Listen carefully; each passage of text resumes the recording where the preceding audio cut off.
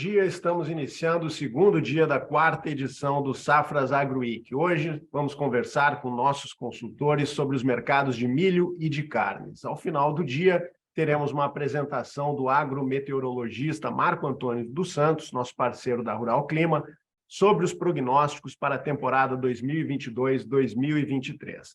Antes de iniciarmos o evento, alguns pontos que merecem a atenção. Primeiro, ao longo do dia, o setor de marketing de safras vai apresentar as promoções dos nossos produtos. Vocês poderão também conhecer algumas das funcionalidades da plataforma Safras nas apresentações dos nossos analistas. E ao final do evento serão entregues certificados de participação. Segundo ponto, que após as apresentações teremos um espaço de 15 minutos para perguntas e respostas. Eu peço que usem o chat para mandar seus questionamentos com sua identificação e região de onde está acompanhando o Safras Agri Week. E terceiro, peço que todos mantenham microfones e câmeras desligados para o bom andamento da programação. E para iniciar esse primeiro dia, teremos a palestra sobre o mercado de milho com o analista de safras e mercado, Paulo Molinari. A palestra do Paulo inicia após a vinheta de apresentação.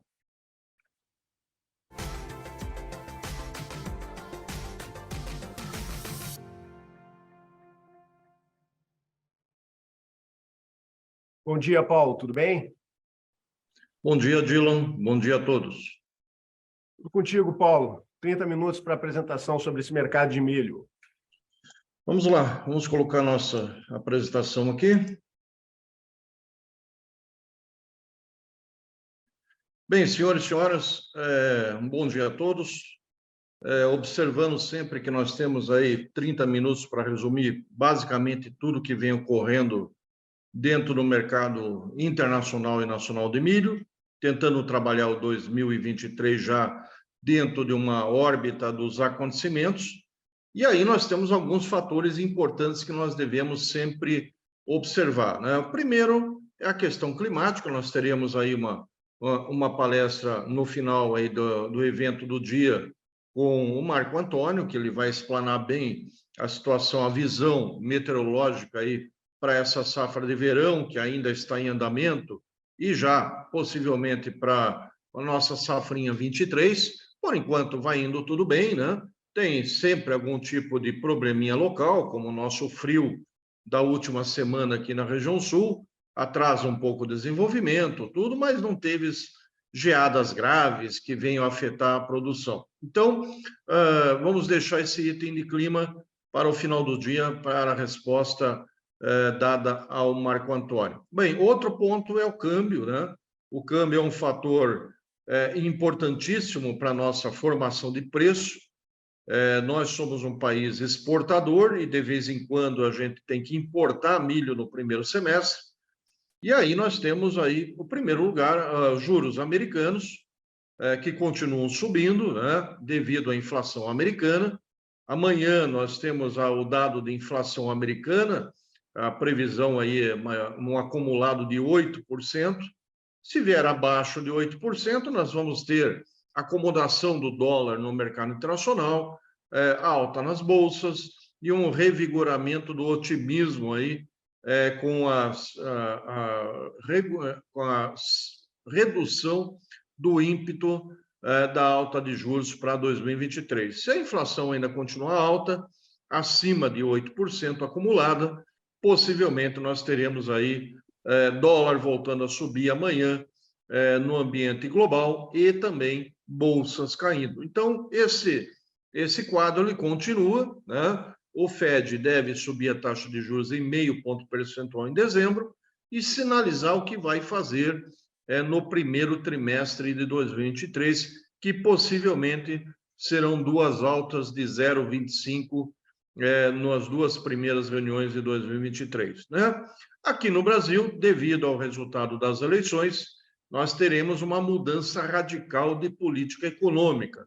E é neste ambiente que nós devemos nos concentrar no item Brasil daqui para frente, né? Porque nós temos um câmbio que hoje está neutralizado, basicamente dentro dos 5,20, temos um suporte a 5, uma resistência a 5,22, onde está a nossa média móvel de 21 dias, e temos aí uma resistência no 5,50 que pode ser quebrada a qualquer momento.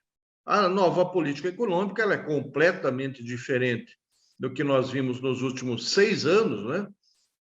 Porque nós tivemos 2 anos aí do governo Temer, que também foram 2 anos de ajustes, né, necessários para corrigir a trajetória da política econômica, e daqui a pouco nós teremos uma nova política econômica, possivelmente com intervenção nas estatais, com reestatização, com mais ministérios, ou seja, inchaço do setor público, e naturalmente isso gera déficit público, né? Para não gerar déficit público, o novo governo precisará subir tributos, né? E aí, no nosso setor, nós corremos o risco de ter aí tributações de exportações de grãos e carnes, como já foi o discurso de campanha.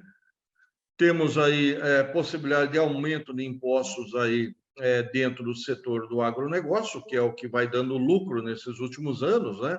E pode ser o foco de captação de recursos para todas as metas de gastos que o novo governo pretende. Então, nós vamos sugerindo aqui no câmbio que quem tem dívida em dólar, quem tem comprou insumos em dólar, sempre que o câmbio se aproximar de 5, é importante ir travando essas despesas, porque nós teremos aí um primeiro ano difícil em termos de política econômica. Se as notas de crédito começarem a ser derrubadas pelas instituições internacionais, nós teremos aí, possivelmente, ao longo de 23, talvez 24, mudanças de patamares cambiais, até pelos déficits públicos de que devem surgir nesses próximos meses e anos, ok? Bem, isso é importante para nós posicionarmos os preços internos, que dependem também de câmbio para 2023. Bem, do ponto de vista do mercado internacional, nós temos que observar onde é que nós estamos, né? O que nós passamos nesses últimos 2 anos. Bem, nós viemos de preços que saltaram, né, nesse início de pós-pandemia em 2021, da faixa dos $4 por bushel para $7 por bushel, e em 2022, devido à guerra da Ucrânia, nós conseguimos aí ver a Bolsa de Chicago atingindo a máxima histórica de 2012, sem quebra de safra americana, porque todas essas altas históricas, elas foram geradas por quebras de produção. E esse ano, além do fator pós-pandemia, nós tivemos aí a guerra da Ucrânia, que paralisou as exportações da Ucrânia, fez o trigo aí bater máximas históricas e, naturalmente, puxou o fenômeno milho ao longo de 2022. Também o petróleo rompeu os $100 por tonelada, por barril, e com isso acelerou a demanda para etanol. Então, essa variável, esse conjunto de variáveis é importante para nós entendermos onde nós estamos, né? Isso reduziu bastante os estoques americanos, né? E, consequentemente, 2023, o primeiro dado fundamental é que os Estados Unidos precisa recuperar área plantada. Então, esta área plantada, que ela caiu 4 milhões de acres em 2022, mesmo com preços recordes, ela precisa ser recuperada. E vamos entender o seguinte, né? Em 2023, os Estados Unidos têm área que não foi plantada em 2022 e que simplesmente precisa ser plantada. Nós não precisamos retirar a área da soja para plantar mais milho, certo? Então, esse tipo de interpretação é importante, e para isso precisa um conjunto de informações. Por exemplo, a ureia cair de preço, como já está caindo. Nós precisamos da soja acomodar de preço devido à concorrência, e os preços do milho ainda se manterem entre $6 e $7 por bushel, na Bolsa de Chicago para motivar esse produtor americano a aumentar, a retomar uma área 4 milhões de acres acima, certo? Bem, hoje nós temos aí o relatório do USDA, na parte da tarde, não deve ser um relatório com grandes alterações, é um relatório que o mercado vem esperando uma melhoria leve de produtividade, a colheita aí está terminando praticamente essa semana. Os dados do USDA para a produção só fecham em janeiro, então até lá tem pequenas correções, né? E o dado de hoje deve ter pequenas correções. O que pode ocorrer no relatório de hoje é que o USA pode cortar a projeção de exportações americanas de 2023. Por quê? Porque normalmente nessa época de colheita, os Estados Unidos embarcam 1 milhão a 2 milhões de toneladas por semana. E não está embarcando nem 500 mil toneladas, né? Então, se ele cortar essa projeção de exportação, ele vai aumentar um pouco o estoque e isso pode segurar um pouco os preços da Bolsa de Chicago, pelo menos no curto prazo, tá? Então, assim, o relatório não deve trazer grandes mudanças pequenas, e o detalhe mais importante é realmente a projeção de exportação, que está muito ruim, o embarque semanal americano, ok? Bem, a Argentina tem aí uma safra prevista em 54 milhões, 4% de redução diária, choveu aí na virada de mês, mais chuvas previstas aí para a semana que vem, essa semana tem mais uma chuva regional, então, assim, o plantio definitivamente começou na região do núcleo, Córdoba, Santa Fé e Buenos Aires, e, por enquanto, o que nós temos aí em ano de Laninha é que monitorar e observar a projeção de clima na Argentina, porque o Laninha sempre traz o risco de algum problema na Argentina, principalmente, ok? Então, se vier aí um clima regular, é uma safra boa de 50 a 54 milhões e coloca a Argentina de novo na exportação a partir do mês de maio. O detalhe importante é que a Argentina já atingiu a máxima dos registros de exportação de 2022, não tem mais milho velho para exportar até o mês de abril, quando entra a safra nova, tá? Então, um exportador mundial basicamente está fora das vendas no curto prazo, porque já vendeu o que tinha que vender. Bem, a Ucrânia, nós temos aí uma decisão a ser tomada pela Rússia no dia 19.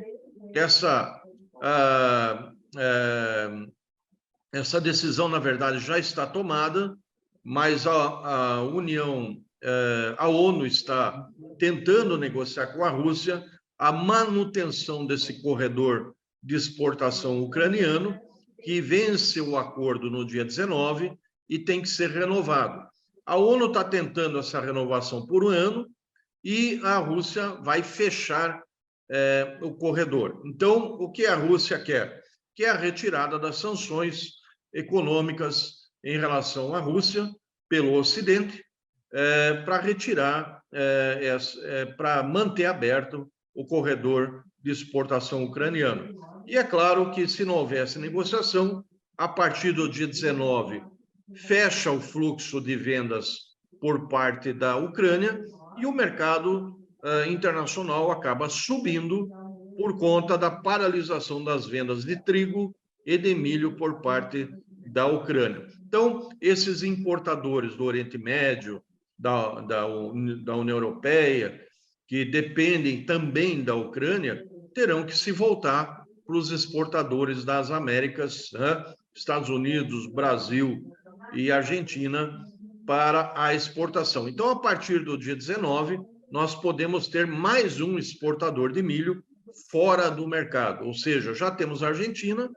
devido aos registros, e talvez tenhamos a Ucrânia devido ao fechamento do corredor, ok?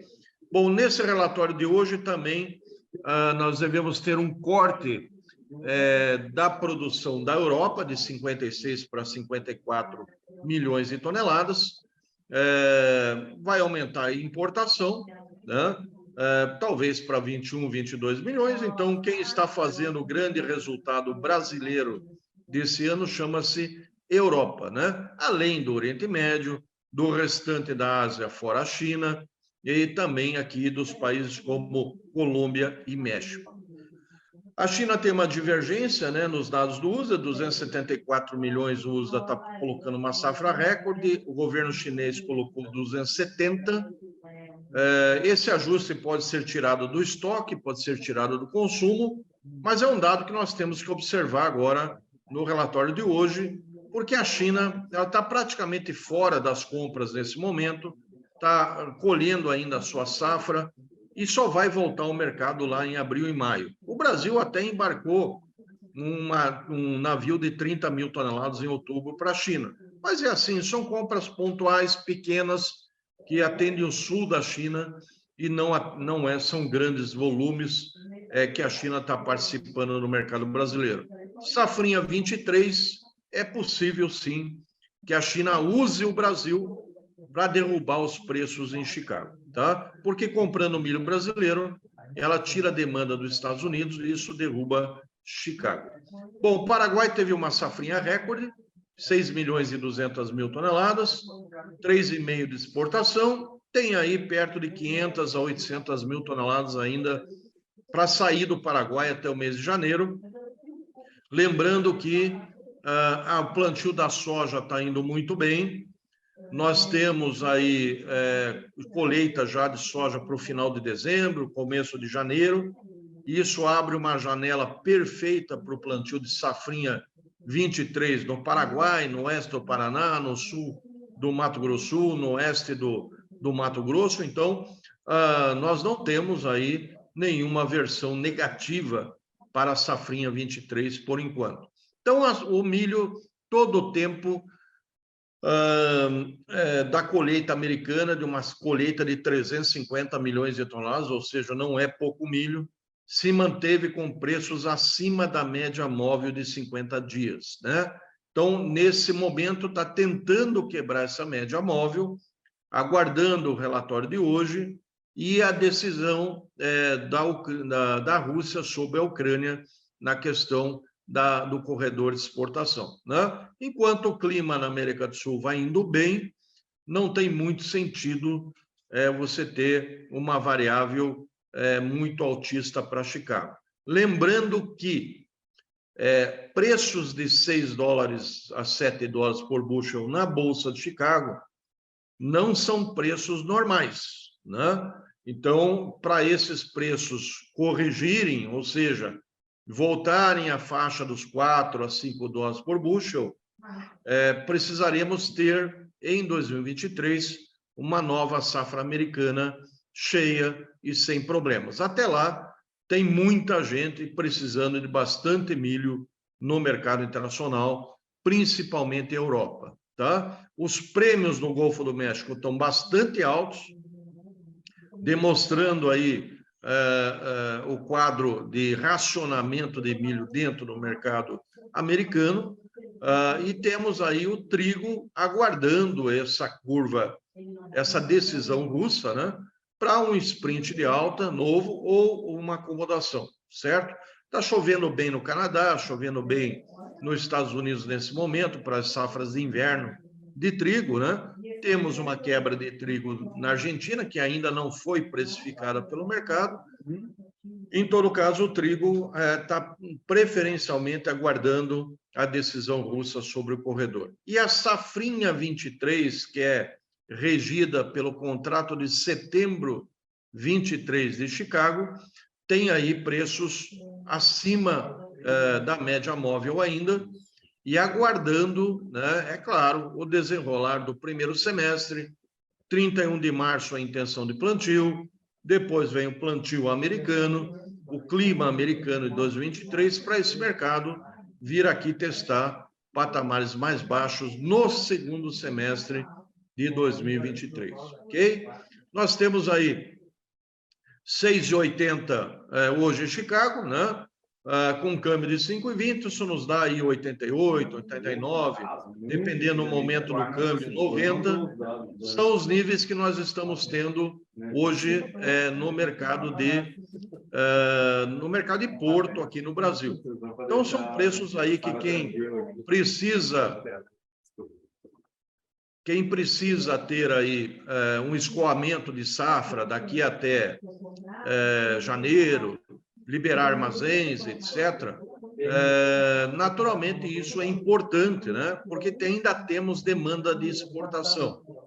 A partir de janeiro, os exportadores vão virar a sua logística para a soja e nós não veremos mais demanda de exportação para milho. Claro, tem demanda internacional, tem tudo. Só que a entrada da safra de soja vai limitar a nossa logística para milho. Então, as tradings não vão se direcionar o mercado para exportação no milho, porque o espaço vai estar dominado pela soja. Safrinha 23, hoje nós temos uma conta de Porto de 88, 89, para agosto, setembro 23, você te retirando o frete, é o que nós teremos aí para a safrinha 23 nas contas de hoje, né? Se Chicago cair para setembro 23 por uma safra 23 americana normal, vamos derrubar os preços de safrinha 23 também, ok? Então, os pontos que nós precisamos ter de atenção agora. A América do Sul com a Argentina, devido à safra argentina, que é a única safra que é colhida no primeiro semestre e é exportável em volume. O relatório de hoje de novembro, que não deve trazer grandes surpresas, o fluxo de demanda da China sobre o milho americano, o clima de novembro para o plantio no Brasil, o clima da América do Sul agora é o ponto central que nós temos pela frente, tá? Informações paralelas, o corredor de exportação ucraniano, o câmbio da Argentina, o câmbio chinês extremamente desvalorizado nesse momento e a inflação global, que acaba afetando os mercados. Bem, nós atualizamos nossos números de produção, a safra 22 para 119,5 milhões de toneladas, uma safra recorde, e a safra 23 para 126,3 milhões de toneladas, né? Lembrando que a safra de verão vai indo muito bem, se a gente não tiver as quebras que nós tivemos nos últimos 2 anos, aqui na região sul, nós teremos produtividades melhores e por isso que a safra de verão ela é melhor que a dos últimos 2 anos, mesmo com corte de área, certo? E é esse o motivo que a safra de verão tem produção maior. Então, vejam, o primeiro problema do primeiro semestre é logística. Nós nunca colhemos, gente, uma safra de 152 milhões de toneladas de soja. Se isso se confirmar, nós vamos ter dificuldades de frete, caminhão, espaço no armazém, secador, né? Então, tudo isso vai acabar influenciando o mercado de milho por causa da logística. Quem é consumidor vai ter que ter uma boa estratégia para comprar milho de perto. Quem é produtor tem que entender que esse é um fator que pode pesar na formação de preço no primeiro semestre, tá? Safrinha 23, nós estamos com 1,1% de aumento de área. Se tudo der certo em termos de clima e a janela de plantio da safrinha está quase perfeita, só lá no Xingu e no leste do Mato Grosso que atrasou um pouquinho, mas em demais regiões a janela está normal. Temos aí um potencial de safrinha de 88 milhões de toneladas, Mato Piba aí caindo o milho de verão, porém deve novamente aumentar o milho de safrinha, principalmente Maranhão e Piauí, ok? Nós temos aí o plantio chegando a 80%, região sul praticamente fechado, agora São Paulo, Goiás e Minas Gerais avançando bem, não vejo muito problema para a safra de verão até o momento, tá? Bem, nosso quadro de oferta e demanda, então, 2022, nós elevamos a projeção de exportação para 40 milhões de toneladas, sobrando 7 milhões para o ano que vem. O único destaque desse quadro é que a exportação de novembro está surpreendendo. Nós já temos aí no line-up 6 milhões de toneladas nomeadas. Isso acumula no ano 36,3 milhões de toneladas e ainda temos dezembro e janeiro, certo? Então, provavelmente o Safras e Mercado vai elevar esse número de exportação para 42 milhões de toneladas, cortando novamente o estoque de passagem para 2023. Bom, 2023, se tudo der certo na safra de verão, na safrinha, no Mato Piba, né, nós teríamos aí um novo recorde de produção, com a ampliação das demandas normais dentro do país, nós ainda teríamos que exportar 41 milhões de toneladas no ano que vem. Então, assim, eu só chamo a atenção de vocês pelo seguinte, gente. Nós temos uma situação que envolve logística em 2023. 152 milhões de toneladas no primeiro semestre de soja, mais 88 na safrinha. Se os produtores resolverem segurar a soja nos armazéns, quando começar a entrar a safrinha em julho, nós teremos problemas de espaço.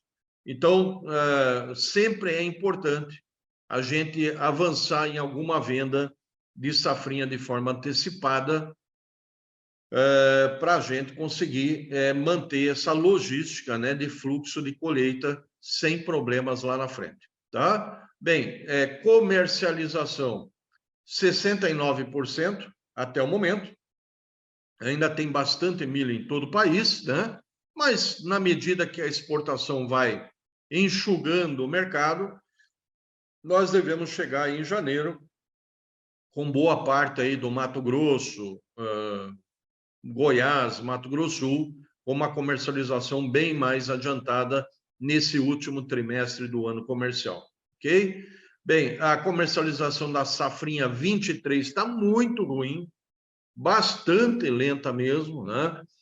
Os preços da safrinha 23 não agradam, os custos ainda são altos, né? E os produtores têm optado por aguardar alguma variável nova que possa surgir pela frente. Eu, particularmente, começaria a travar os custos de produção da safrinha 23 com os contratos, até porque, se nós tivermos uma safrinha recorde o ano que vem, nós teremos aí dificuldade de escoamento, tá? Então, para ir fechando, nosso contrato de novembro da B3 está liquidando aí no dia 16, não tem força de alta no mercado paulista nesse momento. O contrato de novembro tem que caminhar para o indicador de liquidação da B3, e o contrato de novembro está aí realmente tendo aí poucos dias de sobrevivência no mercado, sem chance de alta. O contrato de janeiro da B3 está acompanhando aí os níveis de Porto, o Porto sobe, o janeiro sobe, o Porto cai, o janeiro cai, né? Então, daqui até janeiro ainda é exportação, portanto, o contrato de janeiro ainda tem força. O contrato de março tem alguma perspectiva de alta, seja pela alta dos fretes, pela dificuldade de trazer milho de longe para São Paulo, seja pelo estoque de passagem brasileiro caindo com a exportação recorde atual, ok? Então, vejam, essas variáveis pós-pandemia continuam dominando os mercados, ou seja, a inflação remanescente, com a Europa com inflação recorde, Estados Unidos, a China lutando ainda contra a Covid, né? Tudo isso pesa ainda nos mercados. Temos um item novo, que é essa nova política econômica brasileira, que eu tenho viés bem pessimista, né? Porque nós já vivemos isso, né? Elevação de gastos públicos, Estado dominando todo o processo. Isso só gera despesas, gera aumento de gastos, aceleração de impostos, e isso impacta na fuga de capitais. com juros altos e dólar forte, as commodities vão perdendo força na medida que as suas safras vão sendo corrigidas. Nós vimos aí o café e o algodão nos últimos 10 dias com quedas muito fortes e isso pode acontecer com o milho e com a soja também em 2023. Muita atenção à economia chinesa, o laninha que ainda está presente, o trigo dependendo aí do corredor de exportação ucraniano, os níveis de Chicago ainda são bons, então a gente deve começar a visualizar os fechamentos de safrinha, pelo menos para travamento de custo, e já pensando na liberação de espaço para colocar a safrinha que vem lá na frente, claro. Mercado de clima agora é a América do Sul, e é isso que nós temos à frente para o milho, ok? Ok, Paulo, muito obrigado pela palestra. Antes da gente começar as perguntas e respostas, a gente tem um recado da Adriana do marketing. Adriana. Bom dia, pessoal. Parabéns aí, Paulo, pelo conteúdo da palestra. Tem um recado aqui para vocês da plataforma Safras. Para quem não conhece, é uma boa oportunidade de pedir uma demonstração gratuita, tá? Safras dá 15 dias de demonstração. Então, tem todo o conteúdo do agro que você precisa para ficar dentro do mercado. Lá você vai encontrar notícias inéditas, preços físicos em bolsas, gráficos, análises. Isso tudo é alimentado e criado pelos próprios especialistas de safras, inclusive o Molinari. A cobertura de commodities é bem ampla, vale a pena conferir que são 15 dias gratuitos que você pode conseguir aí através desse QR Code, apontando a tela aí você consegue fazer o cadastro e fazer a liberação dessa demonstração, tá? Então, se você tem interesse em acompanhar soja, milho, café, arroz, boi, entre outras commodities, você tem que aproveitar essa chance que a gente está passando aqui durante o AgriWeek e solicitar sua demonstração. Já vou colocar o link também aqui no chat para quem quiser clicar e pedir a demonstração. Tá certo, obrigado, Adriana. Vamos começar, então, a parte de perguntas e respostas. Paulo, o Odilon Felipe Aguiar pergunta: com essa retração de vendedor, os preços podem se manter altistas por mais tempo? Bom, assim, não tem retração de vendedores. O que nós temos é uma semana difícil aí. A última semana foi uma semana muito difícil, né? Tivemos bloqueios de rodovias, paralisação de empresas, tudo mais. Então, isso travou um pouco a comercialização. Mas, assim, nós temos um jogo de força muito forte, né? Pelo lado do comprador, ele acredita que nós teremos pressões de venda até janeiro, porque todo mundo tem que desocupar armazém, porque está vindo uma safra de soja gigante. Então, esse é o primeiro dado. E o produtor acredita que o mercado tem que subir, porque a exportação está muito forte. Então, essa briga, esse jogo, né, está sendo calibrado pelo preço do porto. Então, o preço do porto, R$ 90,00 menos o frete, é o que vai comandando ainda o preço do interior. Mas continuamos tendo aí compradores dentro do mercado brasileiro, não podemos nos espelhar pelos últimos 10 dias, né? E também a safra de verão vai indo bem, né? Então não tem assim desespero, apelo para formar grandes estoques, né? Então, assim, o mercado está calibrado. A questão é que a safrinha é muito grande, precisa de escoamento, né? E começamos a ter esse problema com espaço a partir de janeiro. Paulo, pergunta da Gisele da Ventura Alves. Bom dia, Paulo. A B3 deu uma caída nessas últimas 2 semanas para março 23. Estava se sustentando nos 95, 96 e agora está em torno de 92. Você acredita que tem mais chance de cair para ter oportunidade para março, oportunidade de compra para março de 2023? Acredito que ainda assim nessas próximas semanas, porque você tem o contrato de novembro tem que se ajustar ao indicador da B3, o indicador de liquidação. Ele liquida no dia 16. O mercado está trazendo esse janeiro mais para o nível de porto, 88, 89 no tal porto. E isso vai afetando a formação do preço do março e do maio, né? Então, assim, o março pode ser bem altista, né? Porque a partir de janeiro todo o mercado muda. Nós começamos a ter alta de fretes, dificuldade logística, o mercado de São Paulo acaba subindo, né? E isso pode realmente revigorar esse mercado de março. Acredito que o nível de 88 a 90 para o contrato de março seria o ponto de compra para esse vencimento. Paulo, Rosnei Soder pergunta, da Cooper Campos de Santa Catarina, de Campos Novos, Santa Catarina. Vemos hoje preços de milho diferido no interior de Santa Catarina e Rio Grande do Sul bem acima da paridade de exportação. Acredita que esse movimento pode permanecer? Bem, ele está acima do patamar de exportação, porque Rio Grande do Sul e Santa Catarina não tem safrinha e comeu praticamente sua safra de verão ao longo do ano, né? Então, agora está no limite. Santa Catarina e Rio Grande do Sul estão vendendo de milho de fora, né? Ou seja, milho paraguaio, milho do Mato Grosso do Sul, quem sabe milho do Mato Grosso. Agora, a partir de janeiro, nós começamos a colher a safra das missões, né? A safra das missões está aí, tem já milho pendoando, milho polinizando, né?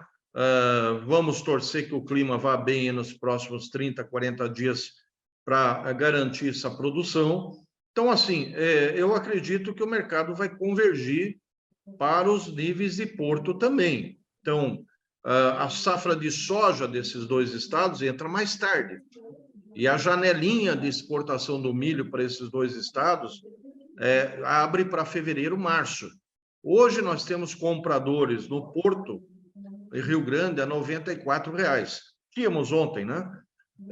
Então, 94 menos o frete até as missões, nós vamos ter aí um 84, 85, 82 na colheita da safra das missões. Acredito que esse será o nível e não os 94, 95 que nós temos hoje, ok? Ok. Paulo, a guerra na Ucrânia, o José Vânio pergunta, José Vânio, aqui do Safras, te pergunta, Paulo, a guerra na Ucrânia segue e, a princípio, sem previsão de acabar no curto prazo. Qual o impacto dessa longevidade da guerra nos preços internacionais de milho? Bem, a guerra continua, mas o que importa dentro da guerra é o corredor de exportação. Então, a guerra pode continuar por 10 anos, não tem problema. Do ponto de vista do milho e do trigo, o que importa é se a safra da Ucrânia, que vai sendo plantada e colhida, ela consegue ser escoada por o corredor de exportação que foi criado para o embarque pelos 3 portos da região sul da Ucrânia, né? Que agora são territórios russos, né? A Rússia absorveu as 4 províncias do sul. Então, o que mais importa no meio da guerra, é claro, se a guerra se acentuar, se ela deixar de ser só a Ucrânia contra a Rússia para ser o Ocidente contra a Rússia, tudo isso pesa mais à frente. Mas, do ponto de vista de curto prazo, o que realmente importa é quanto tempo esse corredor de exportação vai permanecer aberto, permitindo sair a safra de trigo e de milho da Ucrânia. Paulo, Joy Marques, da AGD Agronegócios do Paraná, pergunta, as fábricas devem vir para o mercado nos próximos dias. Qual o impacto nisso no preço? Pode variar muito o aumento dessa demanda, mesmo com o mercado baixista? Olha, o que nós estamos verificando é que todas as empresas aqui da região sul, praticamente, falando, já que você está no Paraná, estão relativamente posicionadas, né? É claro, sempre há aquela precaução com a virada de ano, mas esse ano os feriados de final de ano caem no final de semana, né? Então não tem tanto travamento de logística quando a gente tem feriados de meio de semana, né? Então, agora tem férias coletivas, armazéns parando, todas aquelas coisas de virada de ano. E o foco já é virada de ano, né? Então, assim, as compras agora são para atender aí a demanda de dezembro, janeiro. Não vejo muito desespero. Para isso, a gente tem bastante milho do Paraguai para sair. Eu diria para você olhar para o porto, né? Que a grande demanda aí continua sendo as tradings, a demanda de porto, né? E isso realmente está levando aí bastante milho do Paraná, do Mato Grosso do Sul, e enxugando os mercados locais. Agora, com a safra de verão de milho se desenhando para começar a ser colhida em janeiro, até em algumas localidades do sudoeste do Paraná, a nossa entre-safrazinha aí é curta. Não vejo, por enquanto, muito espaço para alta daqui até janeiro no mercado brasileiro. Tá? Agora, depois de fevereiro, quando começar a colheita da soja, nós podemos ver altas do milho no mercado interno. Pergunta da Jaqueline Lopes, Paulo. Bom dia, vocês acreditam que o Laninha pode afetar as lavouras de soja e o preço subir? Bom, a pergunta é sobre soja, nós estamos na palestra de milho e ainda temos o Marco Antônio que vai falar no final do dia, né? No final da manhã. Então, assim, eu diria até para o Marco Antônio responder essa pergunta mais na palestra dele, mas anos de Laninha são sempre anos que a gente deve monitorar o clima, né? E o clima onde? Na região sul e na Argentina. A Argentina atrasou bastante as chuvas, agora a turma na Argentina está plantando, e a partir de agora a gente vai ter que ter muita atenção em termos de clima na Argentina. Eu diria que o Marco Antônio vai poder responder se vai chover ou não vai chover, né? Mas anos de Laninha são sempre anos nervosos, tensos, né? E que podem surgir variáveis aí que realmente quebrem, tragam problemas de safra, né? Nos últimos 2 anos, nós temos aí um Laninha continuado de 3 anos, né? E pode surgir, sim, um corte de chuvas aí em dezembro, janeiro, e prejudicar as safras. Lembrando que a safra da Argentina de soja, a floração e o canivete, ele aparece mais em fevereiro, março, que são os meses-chave para a Argentina. Então, ainda tem bastante tempo para alguma coisa acontecer, se ocorrer na Argentina, mas me parece que para a região sul do Brasil, Paraguai, como o ano passado, nós não teremos um problema semelhante como o ano passado. Paulo, para encerrar, uma pergunta minha aqui. A Companhia Nacional de Abastecimento, a Conab, divulgou há pouco a sua nova estimativa para a safra. Está projetando uma safra total de 126 milhões e 400 mil toneladas. Esse número está dentro do esperado? Como é que está essa estimativa da Conab? Bem, o nosso número foi 126,3, né? Então, estamos falando quase a mesma língua, né? Não sei se os números estaduais batem de acordo com o nosso, né? Mas eu acho que está em linha com o que a gente está vendo em termos de número de produção para 2023, né? Lembrando que isso são sempre projeções, temos todo o nosso querido São Pedro ainda pela frente.